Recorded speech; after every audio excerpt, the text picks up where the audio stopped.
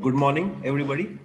So today we are going to start the Ampere circuital law. In the previous lecture, we already started unit number 3, that is magnetostatics, and we almost covered Biot-Savart law, and we found that Biot-Savart law is useful to calculate H bar if the current is given, if the location of the point is given from the current carrying conductor. Correct or not? So let us take a review of Biot-Savart law. Then we will go to Ampere circuital law. We are going to study or discuss or learn the Ampere circuital law today, which is analogous to which law in electrostatics? It is analogous to Gauss law in electrostatics, whereas the Biot-Savart law is analogous to Coulomb's law in electrostatics. So there are two laws in electrostatics which are fundamental, which governs the electrostatic field. Here in magnetostatics, there are two laws which governs this field.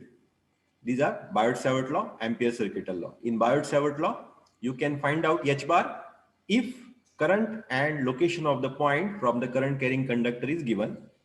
In Ampere circuital law, you can find out current if H bar is given and some other information is provided. Okay, so they are exactly opposite to each other. Okay, so let us take a review of Biot-Savart law.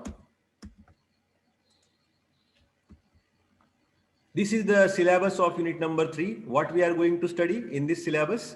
Biot-Savart law, very important. Out of this syllabus, I can highlight this particular point has a four-star rating. 4-star rating means very important, or 5-star rating. This is also very important. So these 2 points are very important. Based on these 2 points, we have to derive H bar due to straight current carrying conductor, due to circular loop, due to infinite sheet of current. Are you getting this? म्हणजे हे दोन law महत्वाचे आहेत आणि ह्या दोन लॉचा वापर करून आपल्याला एच बार चा फॉर्म्युला डिराईव्ह करायचा आहे. कोणत्या केससाठी? जर करंट कॅरिंग कंडक्टर स्ट्रेट असेल, ओके, म्हणजे फायनाईट करंट कॅरिंग कंडक्टर असेल, म्हणजे ज्याची लेंथ, करंट कॅरिंग कंडक्टरची लेंथ फायनाईट आहे, त्या केससाठी एच बार किती असेल? युजिंग बायोट-सॅवर्ट लॉ आपल्याला शोधायचंय. दुसरी केस काय? If your current carrying conductor is of infinite length, म्हणजे तुमचा करंट कॅरिंग कंडक्टरची लांबी इन्फानाइट आहे, त्या केसमध्ये एच बारचा फॉर्म्युला काय असेल? ठीक आहे. So this is also very important point. After that we are going to study the concept of B bar. इथपर्यंत आपण एच बारचा कन्सेप्ट बघितला होता. Magnetic field intensity, its unit is ampere per metre, आणि याचा अपोजिट कोण इलेक्ट्रोस्टॅटिक्समध्ये? याचा opposite E बार आहे. इलेक्ट्रिक फील्ड इंटेन्सिटी, त्याचं युनिट काय? व्होल्ट पर मीटर. सिमिलरली या युनिटमध्ये आपण आणखी एक कन्सेप्ट, आणखी एक पॅरामीटर, मॅग्नेटिक फील्डचा पॅरामीटर बघणार आहे. तो कोणता आहे? Magnetic flux density. म्हणजे मॅग्नेटिक फ्लक्स लाईनची डेन्सिटी किती आहे, एखाद्या एरियामधून किती मॅग्नेटिक फ्लक्स लाईन जाऊ राहिल्यात, म्हणजे एका मीटर स्क्वेअर एरियामधून किती फ्लक्स लाईन जातात. फ्लक्स लाईन्स म्हणजे काय? मॅग्नेटिक फील्डला दाखवण्यासाठी आपण इमॅजिनरी लाईन्स दाखवतो की नाही? असं सपोज इथं तुमचं करंट कॅरिंग कंडक्टर आहे, इथून करंट आय जातो या कंडक्टर मधून, याच्या अवतीभोवती मॅग्नेटिक फील्ड आहे की नाही? मग जर मी ह्या एरियामध्ये 1 मीटर स्क्वेअरचा एरिया घेतला, 1 मीटर बाय 1 मीटर, तर याच्यातून किती मॅग्नेटिक फ्लक्स लाईन जाऊ राहिल्यात? That is called as B bar, magnetic flux density, which is given by, yes, magnetic flux divided by total surface area. समजतंय का? आता मॅग्नेटिक फ्लक्स चा सिम्बॉल हा आहे आणि सरफेस एरियाचा सिम्बॉल हा आहे. Magnetic flux is measured in weber and surface area is measured in meter square. That's why magnetic flux density is measured in Weber per meter square, which is given by B bar is equal to psi divided by S. कळतंय का? खूप सुंदर concept आहे, छान concept आहे आणि सोपा पण आहे. मॅग्नेटिक फ्लक्स लाईनची डेन्सिटी किती, त्याला आपण म्हणतो magnetic flux density. It is measured in weber per metre square. For example suppose हा सरफेस एरिया जर ह्या साईडला मी आणला तर काय होईल, flux is equal to then magnetic flux is equal to काय फॉर्म्युला तयार होईल?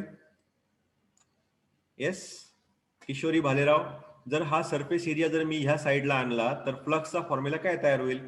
Kishori, make your audio on. Yes sir. आता हा जर यस बी बार हा नाही psi magnetic is equal to psi is equal to S B bar. B bar into S bar. बर, मग आता मला सांग, आता हा बी बार सुद्धा वेक्टर आहे आणि एस बार सुद्धा वेक्टर, सरफेस एरिया सुद्धा वेक्टर आहे. सरफेसला सुद्धा डायरेक्शन असते. कशी असते? एखाद्या सरफेसची डायरेक्शन शोधायची. समजा हा सरफेस एरिया आहे, याची डायरेक्शन काय असेल? त्याला परपेंडिक्युलर ड्रॉ करा. त्या सरफेसला परपेंडिक्युलर ड्रॉ केल्यानंतर एक्स ऍक्सिस येऊ किंवा वाय डायरेक्शन येऊ किंवा झेड किंवा कोणती आर फाय झेड कोणती डायरेक्शन जर आली, ती डायरेक्शन म्हणजे या सरफेसची डायरेक्शन. समजलं? सरफेसला डायरेक्शन कोणती असते? या सरफेसला परपेंडिक्युलर ड्रॉ करा. ही डायरेक्शन आर असो, फाय असो, झेड असो, एक्स असो, वाय असो, कोणती असो, जी डायरेक्शन निघेल परपेंडिक्युलरची ती डायरेक्शन ह्या सरफेस एरियाची असते. कारण सरफेस तुमचा असा असेल, असा असेल, असा असेल, कसंही असेल. That's why surface area is also vector. मग आता जर दोन्ही ह्या साईडला वेक्टर आहेत, उजव्या साईडला दोन्ही वेक्टर आहेत आणि डाव्या साईडला काय आहे रे? डाव्या साईडला स्केलर आहे. मॅग्नेटिक फ्लक्सला डायरेक्शन नसते, तो स्केलर आहे. त्याची युनिट काय आहे? वेबर. मग जर ह्या उजव्या हाताला दोन्ही वेक्टर असेल तर मग इथे डॉट प्रोडक्ट लागेल का क्रॉस? Dot product. का बरं डॉट? कारण दोन वेक्टरचं डॉट प्रोडक्ट स्केलर असतं. जर आपण इथं B bar cross S bar केला असतं तर हा वेक्टर झाला असता, पण मॅग्नेटिक फ्लक्स लाईन्स तर वेक्टर नाहीये. That's why there must be dot product here. आता जर मी असं केलं, यसच्या जागेवर असं करू शकतो का रे सुप्रिया? असं मी लिहू शकतो का? किंवा किशोरी सांग बरं तुम्हाला. Surface area is equal to integration of S bar is equal to integration of DS bar. चालेल का?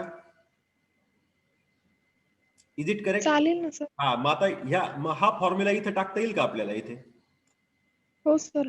मग फायचा फॉर्म्युला काय होईल? Magnetic flux is equal to then integration of B bar dot DS bar. B bar dot DS bar असा formula तयार होईल आपला. Magnetic flux is equal to psi is equal to integration B bar dot DS bar. हा formula आहे. आता मला सांगा, असाच फॉर्म्युला आपण गॉस लॉ मध्ये शिकलोय का किशोरी? यस सर, शिकलो. तो काय फॉर्म्युला आहे रे? Q is equal to electric charge is equal to electric flux. Electric flux is equal to integration of Gauss law. आठवा Gauss law. D bar dot DS bar. DS bar असा formula आपण शिकलेलो आहे already. आठवा तुम्ही? बघा आता इथं बघा, magnetic flux is equal to integration B bar dot DS bar. आणि इथं काय? Electric flux is equal to integration of D bar dot DS bar. सारखाच फॉर्म्युला आहे, काहीच बदल नाहीये. इकडे magnetic flux density B bar, इकडे electric flux density D bar आहे. इथं डीएस आहे, इथं डीएस आहे. इथं इलेक्ट्रिक मॅग्नेटिक फ्लक्स आहे, इथं इलेक्ट्रिक फ्लक्स आहे. Gauss law. आणि गॉस लॉ नुसार electric flux is equal to electric charge. याचं युनिट कुलंब आहे आणि इलेक्ट्रिक फ्लक्सचं युनिट सुद्धा कुलंब आहे. So that's why these are analogous to each other.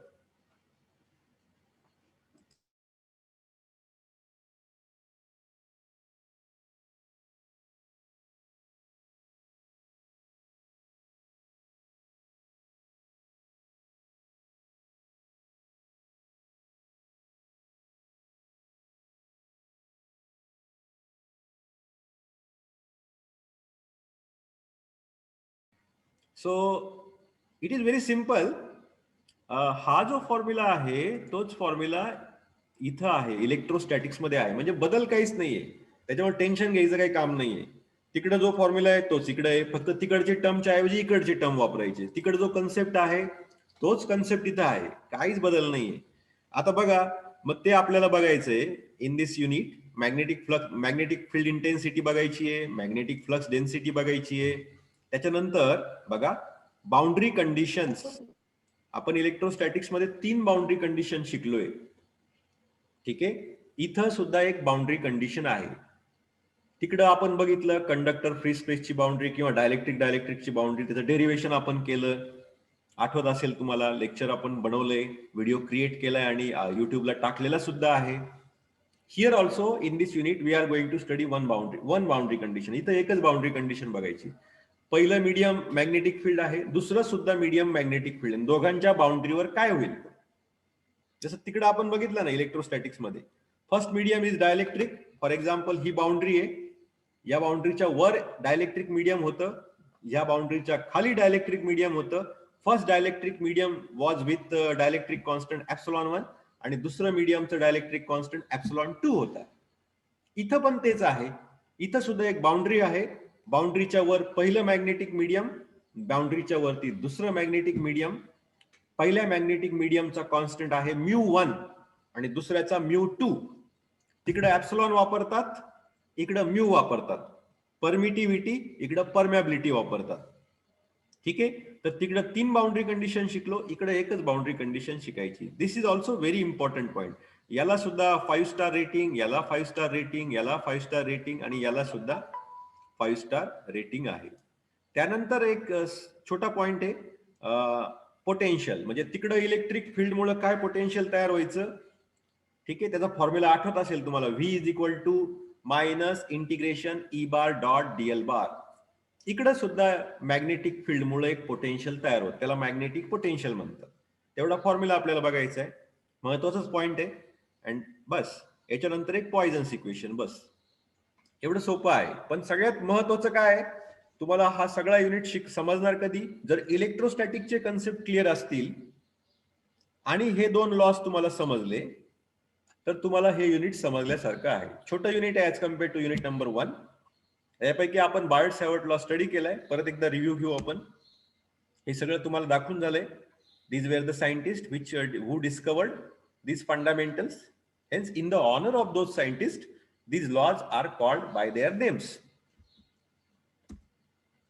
हा तुम्हाला कन्सेप्ट पण सांगितलाय. करंट ज्यावेळेस डीसी करंट असतो, डीसी करंट जेव्हा कंडक्टर मधून जातो त्यावेळेस ऑटोमॅटिक मॅग्नेटिक फील्ड तयार होतं. असं मॅग्नेटिक फील्ड लाईन्स या इमॅजिनरी लाईन्स या दिसत नाही, पण दुसरं तुम्ही लोहचुंबक किंवा एखादं मॅग्नेट जवळ न्या, हे मॅग्नेटिक फील्ड बरोबर त्याला अट्रॅक्ट करतं किंवा रिपेल करेल. म्हणजे तुमच्या लक्षात येईल, 2 मॅग्नेट जवळ जर आणले तर ते अट्रॅक्ट करतील किंवा रिपेल करतील. मग ते दोघांमध्ये फील्ड आहे का, काही आहे, पण दिसते का आपल्याला, नाही.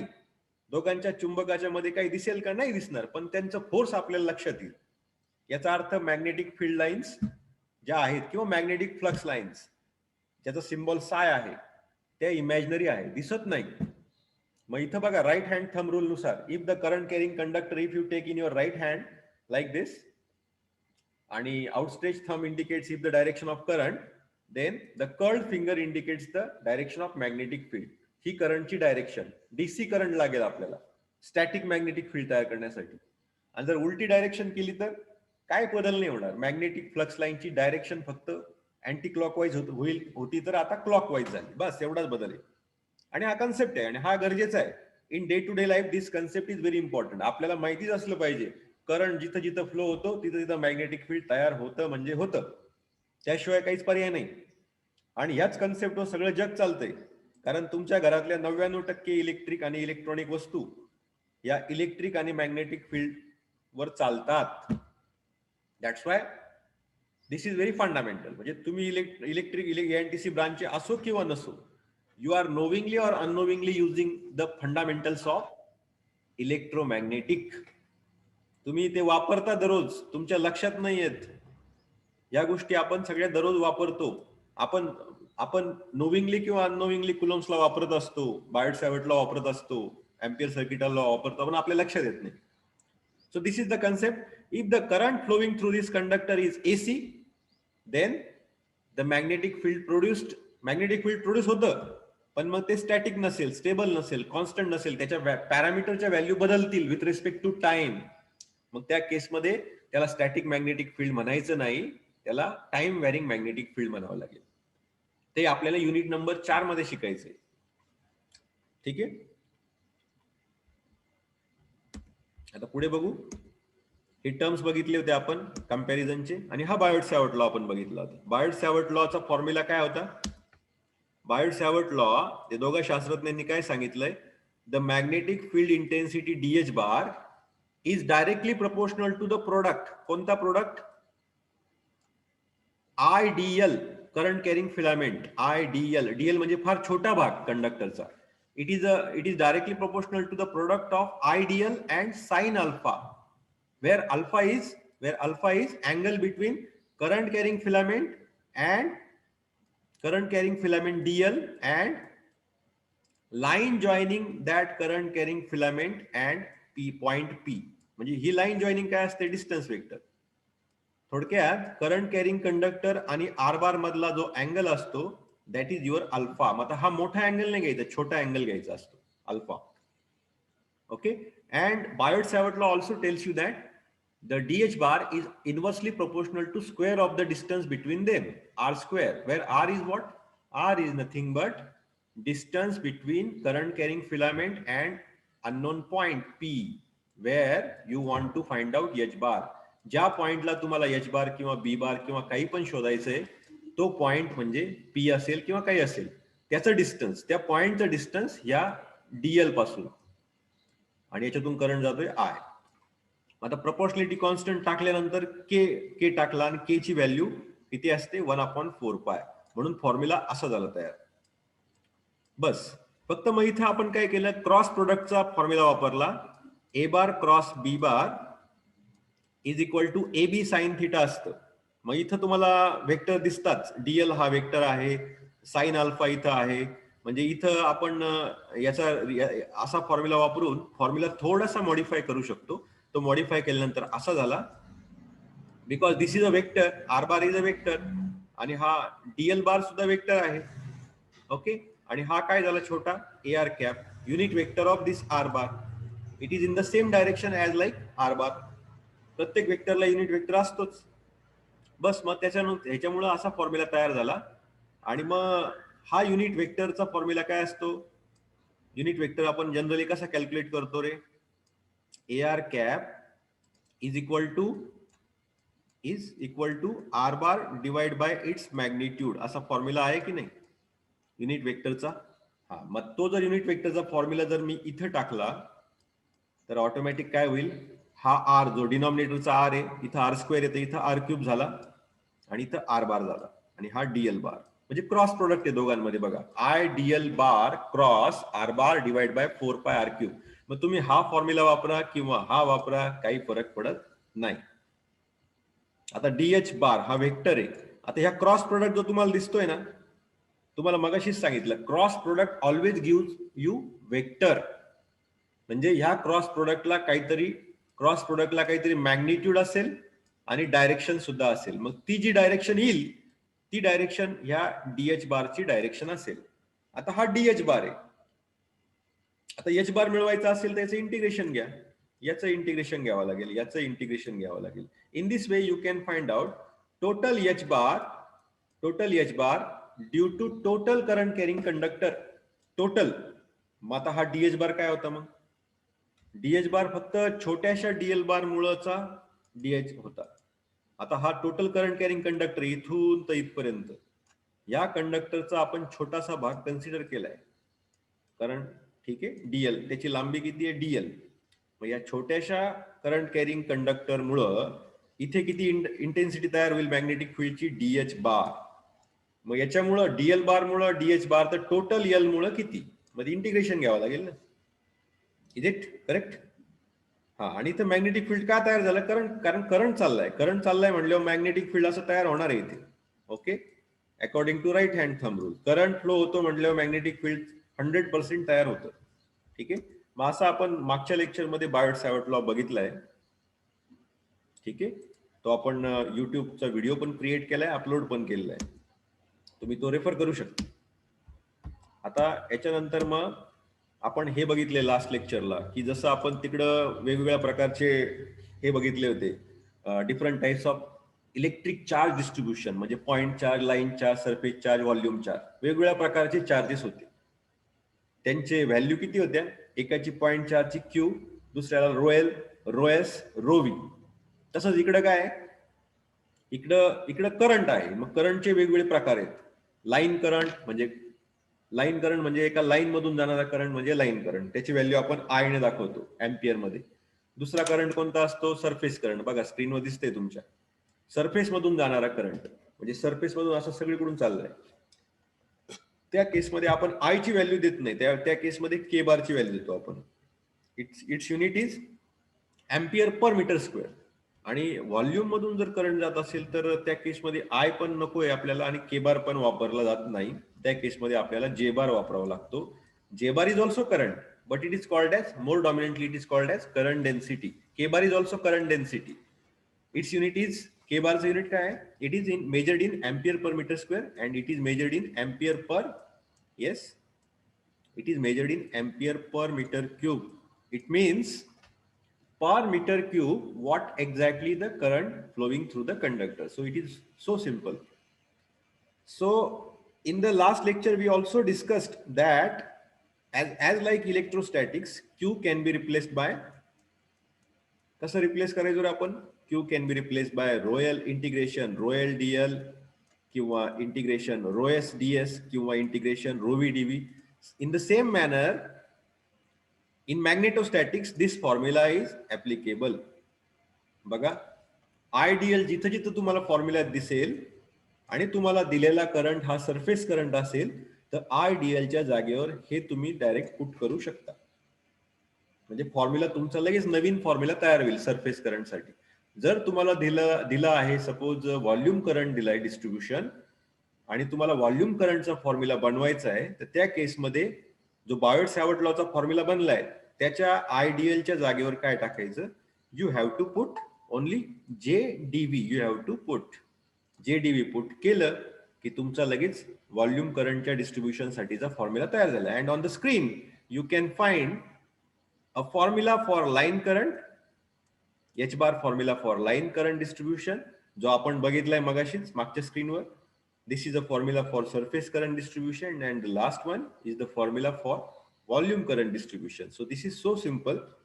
Okay, you have to take this particular subject conceptually. If you do not go like this then you will be in a trouble.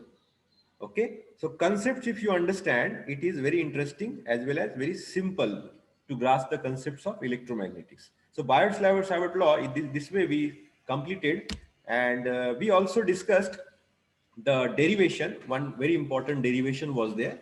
Derive H bar due to, yes, derive H bar due to straight current carrying conductor. याच्यामध्ये दोन cases आहेत. Current carrying conductor तुमचा finite असेल किंवा infinite असेल. लेंथच्या बाबतीत बोलतोय मी. Your current carrying conductor can be finite, it can be infinite. म्हणजे दोन फॉर्म्युले आपल्याला इथे याच्यामध्ये तयार होतील. आपण इथं काय केलेलं या डेरिव्हेशन मध्ये? फायनाइट करंट कॅरिंग कंडक्टर साठी डेरिव्हेशन आधी कंप्लीट केलं. ओके, आणि काय नाही मग आता समजा हा फायनाइट करंट कॅरिंग कंडक्टर आहे, छोटा आहे कंडक्टर. या पॉइंटला समजा ए म्हटलं आणि या पॉइंटला बी म्हटलं. ठीक आहे, मग हा ए पॉइंट जर इन्फिनिटीला नेला आणि हा बी पॉइंट इन्फिनिटीला नेला तर काय होईल? तुमचा कंडक्टर लगेच इन्फानाइट होऊन जाईल. म्हणजेच काय, इन्फानाइट करंट कॅरिंग कंडक्टरची जी केस आहे it is a special case of finite current carrying conductor. आणि आपण फॉर्म्युला डायग्राम मध्ये तुमच्या लक्षात येईल, डायग्राम मध्ये लक्षात येईल बघा. दिस करंट कॅरिंग कंडक्टर आपण झेड ऍक्सिस वर आहे असं अज्युम केलंय, बरोबर. म्हणजे तुमच्या फॉर्म्युल्यामध्ये जे डीएल बार असतं ना नेहमी बायोट सॅवर्ट लॉच्या एच बारच्या फॉर्म्युल्यात, डीएल बार तुम्हाला मी म्हंटलो ना व्हेक्टर असतो. तर का व्हेक्टर असतो? कारण कंडक्टर तुमचा कोणत्याही ऍक्सिस वर असू शकतो, एक्स वर, वाय वर, झेड वर. हे आपल्या मनावर आहे किंवा प्रॉब्लेम मध्ये जे दिलंय त्यानुसार आपल्याला ठरवावं लागतं. इथं काय केलंय assume? This current carrying conductor is kept on Z axis. That's why what is the direction of DL bar? Direction of DL bar is AZ cap. का बरं AZ cap? कारण Z axis ची डायरेक्शन काय असते? AZ cap. X direction चे X axis ची direction AX cap. Because these are the unit vectors of those concerned directions. फक्त इथं लक्षात काय ठेवायचं, ही डायग्राम लक्षात ठेवायची. या डायग्राम मध्ये काय केलंय आपण? अज्युम केलंय काय? तुमचा current carrying conductor Z axis वर आहे हे अज्युम केलंय. तुमचा अननोन पॉइंट जिथे तुम्हाला एच बार शोधायचा आहे तो एक्स वाय प्लेन मध्ये आहे. तुमचा पॉइंट ए आणि पॉइंट बी फायनाईट केसचं बोलतोय. पॉइंट ए बरोबर किती अँगल झालाय या लाईन जॉईनिंगने अल्फा 1 हा पॉइंट बी चा आणि ही जी लाईन जॉईनिंग केली आहे कंडक्टर पॉइंट बी पासून पॉइंट पी पर्यंत तो अँगल अल्फा 2 झालाय. आणि हा डीएल हा छोटा डीएल आपण कन्सिडर केलाय. त्या बायोट सॅवर्ट लॉच्या फॉर्म्युल्यामध्ये जे डीएल बार दिसते ना हा छोटा आपण भाग आपण कन्सिडर केलाय. का छोटा केलाय? कारण इलेक्ट्रोमॅग्नेटिक मध्ये एक पद्धत आहे छोट्या गोष्टीसाठी किती एच बार बी बार ई बार डी बार मिळतो ते शोधा. ते एकदा मिळालं का इंटिग्रेशनचा वापर करून मग त्याच मोठ्या गोष्टीसाठी आपण मिळू शकतो. So that's why DL bar which we discussed so far in the last 2-3 lectures is this. या डीएल बार मुळे किती तयार होईल डीएच बार. मग टोटल कंडक्टर मुळे इंटिग्रेशन घ्या. तर त्या डीएल बार आणि पॉइंट पी ला जोडणारा जो डिस्प्लेसमेंट वेक्टर आहे आर बार त्या आर बारचा युनिट वेक्टर असा आहे छोटा ए आर कॅप. कारण प्रत्येक वेक्टरला युनिट वेक्टर असतोच. तर त्या आर बार आणि डीएल मधला अँगल किती इथं अल्फा जो आपण मगाशी बघायचो ना sine alpha sine alpha sine alpha काय तो अल्फा हा आहे. ओके असं आपण डेरिवेशन लास्ट लेक्चरला डिस्कस केलं. त्यानंतर आपल्याला असं लक्षात आलं की त्याचा फॉर्म्युला असा बनतोय H bar at point P is given by this formula. हे डेरिवेशन आपण लास्ट लेक्चर मध्ये डिस्कस केले. So this H bar at point P due to finite current carrying conductor. Finite बोलतोय मी म्हणजे फायनाईट म्हणजे काय त्या डायग्राम आठवा ती मगाची. पॉइंट ए आणि पॉइंट बी एवढाच कंडक्टर आहे त्यातून करंट आय जातोय. ठीक आहे. आणि पॉइंट बी बरोबर अँगल किती होता अल्फा 2. पॉइंट ए बरोबर अल्फा 1 होता की नाही. आता इथं बघा एच बारचा फायनाईट करंट कॅरिंग कंडक्टरच्या बाबतीत मॅग्नेटिक फील्ड किती तयार होतं तर एवढं तयार होतं. हा काय तुमचा आय आहे. आय डिवाइड बाय 4 पाय. आता हा काय आपण असं लिहितो हा आपण असं लिहायला पाहिजे I divide by 4 pi R cos alpha 2 minus cos alpha 1 into A phi cap. ही डायरेक्शन आहे. बऱ्याच वेळा मुलं हा फॉर्म्युला लिहितात आणि डायरेक्शन लिहायचं विसरून जातात. म्हणजे तुमचा अननेसेसरीली 1 मार्क तिथे कट होतो. Because H bar remember H bar is a vector. मग एच बारला मॅग्निट्यूड सुद्धा आहे आणि डायरेक्शन सुद्धा आहे. मग मॅग्निट्यूड कोणती आहे इथून जी मॅग्निट्यूड तयार सुरू झाली तर ती इथपर्यंत मॅग्निट्यूड आहे. एवढी मॅग्निट्यूड आणि ही डायरेक्शन. ओके तर काय फॉर्म्युला आहे मयुरी दिगे काय फॉर्म्युला आहे सांग बरं फायनाईट करंट कॅरिंग कंडक्टर साठी एच बारचा formula. Mayuri Dige make your audio on. का नुसतं जॉईन झाले तुम्ही आणि मोबाईल साईडला ठेवून दिलाय. मयुरी दिगे सुप्रिया हंडाळ गौरी वदक आहे का गौरी वदक. हो सर. हा मग सांगा बरं काय फॉर्म्युला आहे एच बारचा फायनाईट करंट कॅरिंग कंडक्टर साठी. स्क्रीनवर आहे फक्त वाचून सांगायचं आहे. I that is current divided by 4 pi r into cos alpha 2 minus cos alpha 1 into unit vector a phi cap. बरोबर. ए फाय कॅप का आला आपला गौरी. ए आर कॅप का नाही आला. ऐक ना ए आर कॅप का नाही आला ए झेड कॅप का नाही आला ए फाय कॅपच का आला सांग. अंदाज सांग तुझा चुकलं चुकू दे. तर तो कोणत्या पण युनिट कशाचा पण युनिट वेक्टर असू शकतो कोणत्या पण ऍक्सिसचा. बरोबर आहे. आता तुमचा करंट कॅरिंग कंडक्टर मागाशी कोणत्या डायरेक्शनला दिला होता आपण डायग्राम मध्ये झेड. झेड. आता जर समजा तुमचा करंट कॅरिंग कंडक्टर एक्स ऍक्सिसला असता किंवा वाय ला असता तर तिथं एफ आय कॅप राहिला असतं का नाही. हा म्हणजे वेगळी डायरेक्शन आली असती. ए आर कॅप आली असती किंवा ए झेड कॅप आली असती. बरोबर आहे ना. पण मॅग्निट्यूड सेमच राहणार ना गौरी. हो मॅग्निट्यूड सेम. हा फक्त डायरेक्शन बदलेल. ठीक आहे. आता ती डायरेक्शन कशावर असते डिपेंड गौरी. ती डायरेक्शन ह्या गोष्टीवर डिपेंड असते बघा. फॉर्म्युल्यामध्ये बघा आपल्या फॉर्म्युल्यामध्ये dl bar cross R bar असतो की नाही. हो. हा मग आता आर बार आपण आर बारला कन्वर्ट करू शकतो ए आर कॅप मध्ये. आणि ए आर कॅप म्हणजे युनिट वेक्टर आर बारचा. हा ए आर कॅप काही पण असू शकतो. हा A R cap X cap असू शकतो ए वाय कॅप असू शकतो ए झेड कॅप किंवा A R cap A phi cap A Z cap काही पण असू शकतो त्यानुसार. आणि डीएल बार काय असेल डीएल बार म्हणजे गौरी तुमचा current carrying conductor Z axis वर जर असेल तर डीएल बार किती असेल का गौरी? काय sir?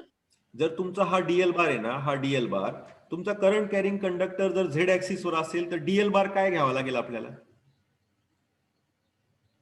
Diehl bar will be equal to DL into A Z cap घ्यावा लागेल का? हो एझ कॅप. आणि समजा तुमचा current carrying conductor X axis वर आहे, मग डीएल बार काय घ्यावा लागेल? L into A X cap. हा नाही नाही असं घ्यावा लागेल, डीएक्स इंटू एक्स कॅप, बरोबर? डीएक्स इंटू आणि तुमचा वाय ऍक्सिस वर करंट कॅरिंग कंडक्टर असेल तर DY into A Z DY into A Y. हा बरं, आता तुमचा करंट कॅरिंग कंडक्टर आर डायरेक्शनला आहे, आर डायरेक्शनला, मग काय घ्यायचं? डीआर ए आर कॅप, बरोबर आहे ना? आता जर तुमचा करंट कॅरिंग कंडक्टर फाय डायरेक्शनला आहे, फाय डायरेक्शनला असेल तर मग डीएल काय असतो? डीएल काय असतो? आर डी फाय असतो ना, r d phi, differential length आठवा ना. डिफरन्शियल लेंथ काय आहे? Dx dy dz, dr r d phi dz, dr r d theta r sine theta d phi, बरोबर आहे ना? हो. हा मग त्यानुसार तुमची डायरेक्शन बदलते. म्हणून मग आता बघा इथे काय झालं बघा, त्यानुसार अँगल बदलले का हा फॉर्म्युला तयार होतो. इन